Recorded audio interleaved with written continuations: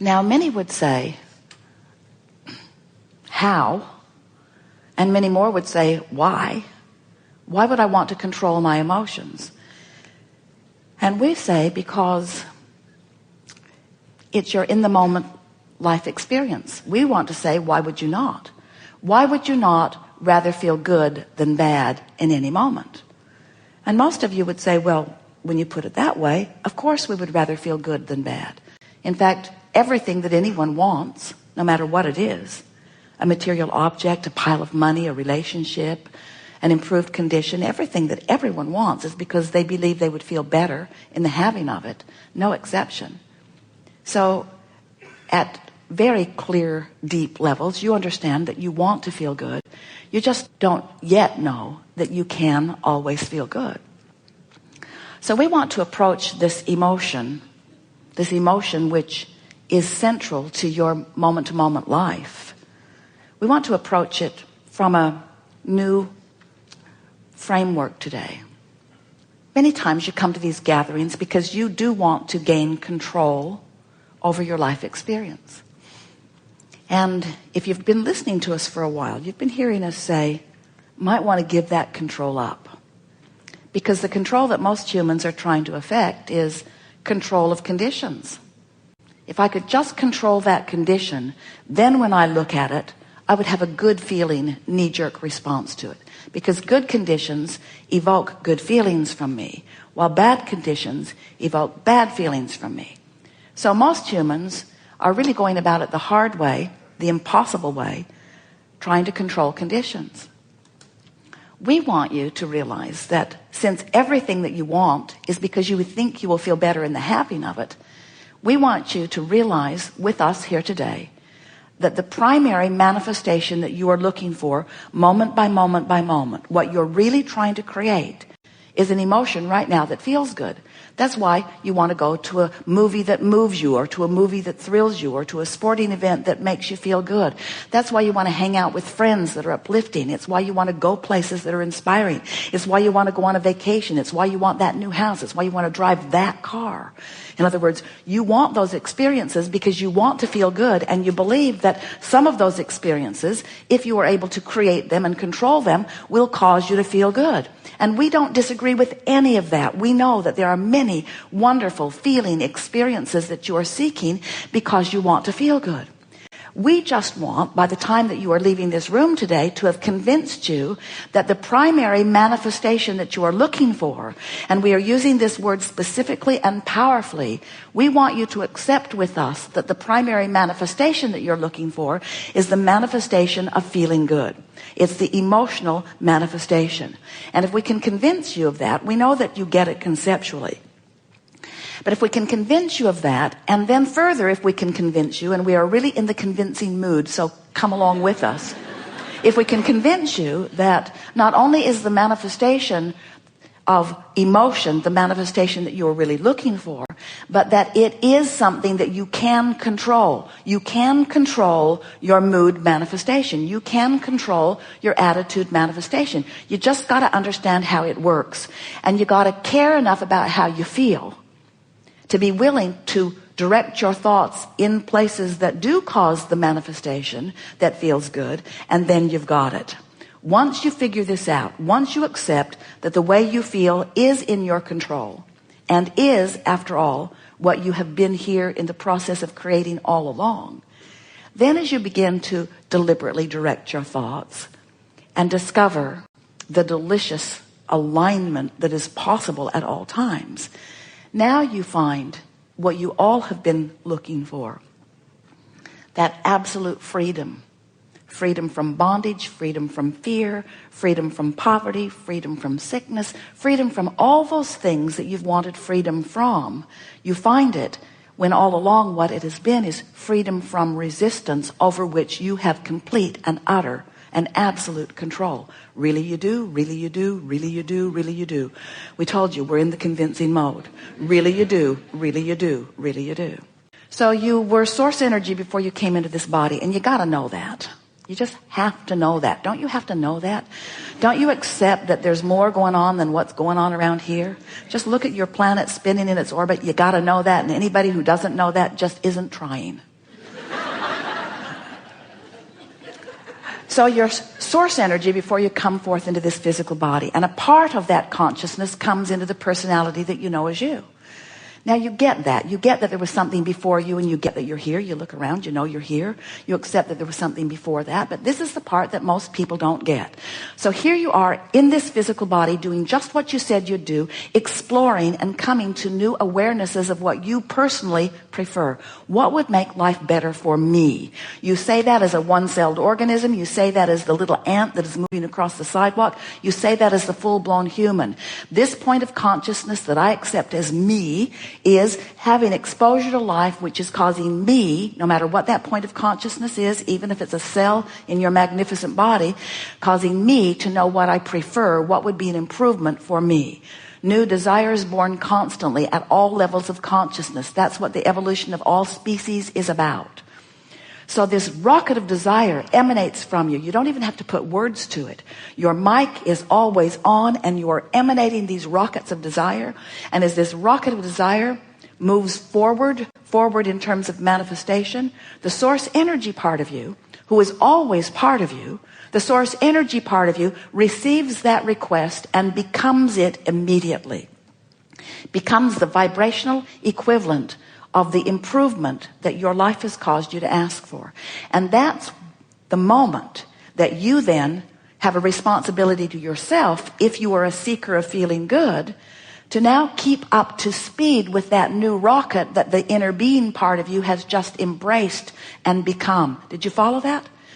And so often, instead of being a vibrational match to the improvement that your life has just caused you to become, you are mostly standing in your awareness of what you don't want, holding yourself without meaning to, through your observation of what currently is manifested in vibrational resistance to the improvement that you've just asked for. And that is the basis of all emotion. If you don't have enough money, you ask for more, and the larger part of you becomes more prosperous. But if you keep beating the drum of not having enough money, you continue to deprive yourself of the improved financial condition that you've already set into motion. Now, does this make sense to you? Do you understand that vibrationally there is a part of you that you keep setting a new standard? You keep raising the bar. You keep finding a new vibrational set point.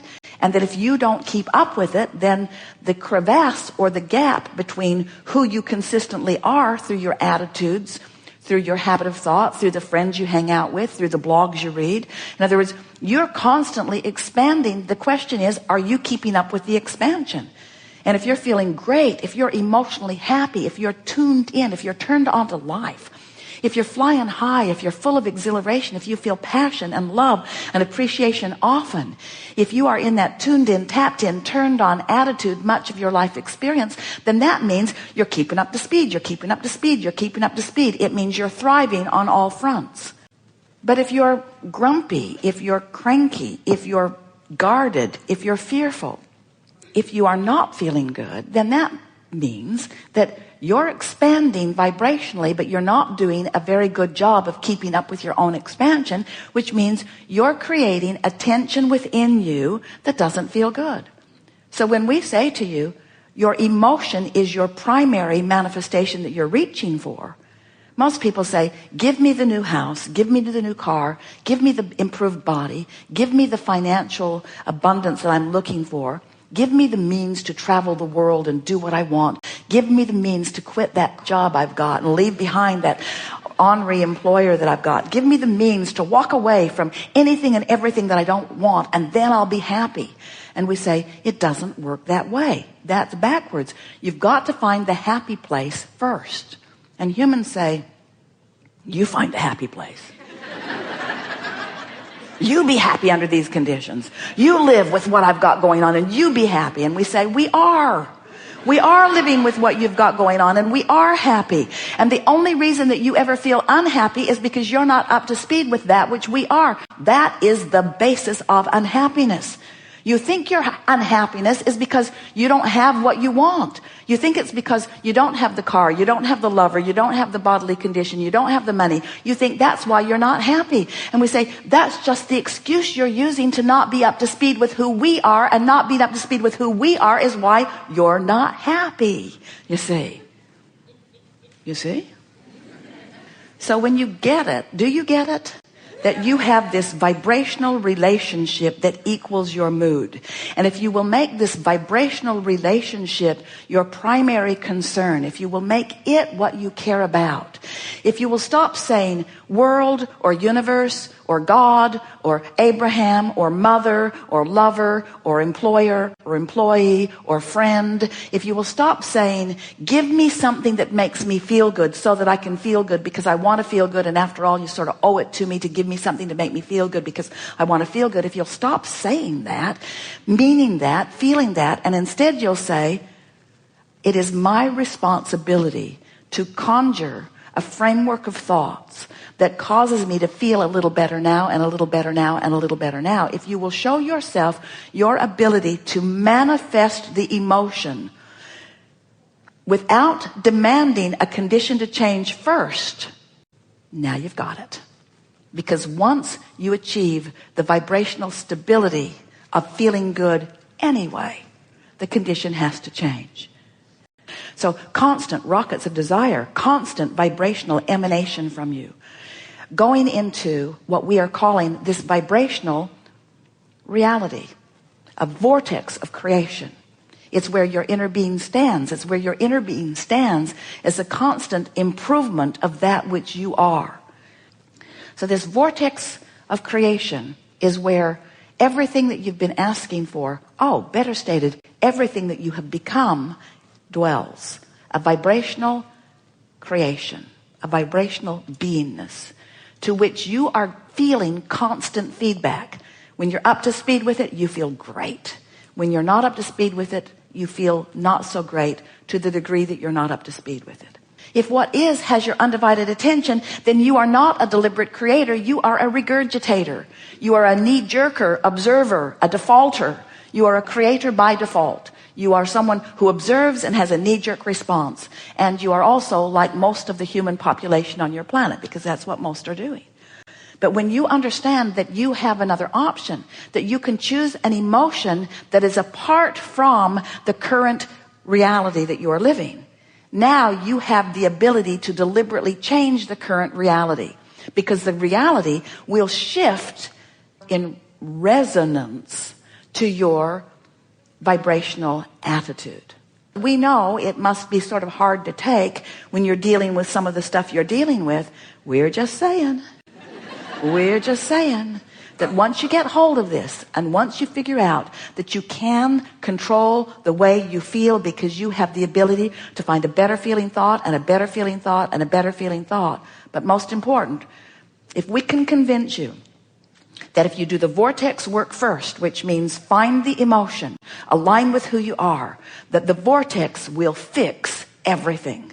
The vortex will give you the manifestation. It will bring the evidence, because the vortex is gathering the cooperative components. And we just want to say to you, we love you very much. We just want to say to you, we love you very much. We just want to say to you, we love you very much. You are the only uncooperative component that needs to come to the party. And when you become a cooperative component, which means you find some way to adjust your vibration so that you're not so freakishly resistant. When you care about how you feel and you adjust your vibration, the vortex will take you in. It's the way that it works. You don't have to figure it all out. You're not here to prove worthiness to anyone about anything. You just have to chill out. You just have to let go of those things that have been bothering you. You just have to find a way to stop offering a vibration that holds you apart from this vortex.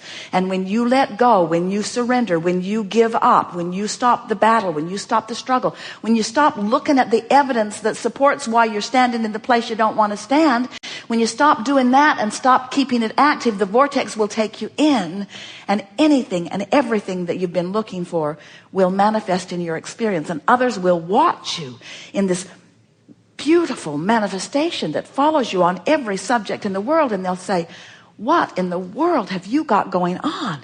How is it that you get everything you want with such ease? What happened to your struggle and your trying? And you say, I gave it up.